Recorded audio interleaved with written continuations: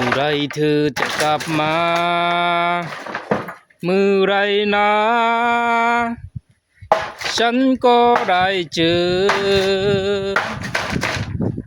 เธอก็ดูดีเต็มอก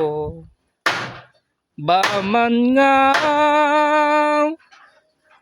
สุขสวัสดีพี่น้องทางช่อง YouTube กะมื้อนี้ช่างปนสายเฮฮากะมาอัดคลิปการมั่งแคมป์เนาะพี่น้องเนาะ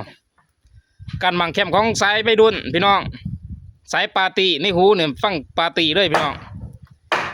เสียบเบาด้วยพี่น้องตอนนี้ทีมงานสร้างปนกำลังยกย้ายแคมป์ไปอยู่บนอื่นพี่น้องอยู่ในน้ำท่วมหลายถ้าเดินมาเขียนคลิปนี้บ่ว่าพี่น้องฟังไทยหรือฟังลาวก็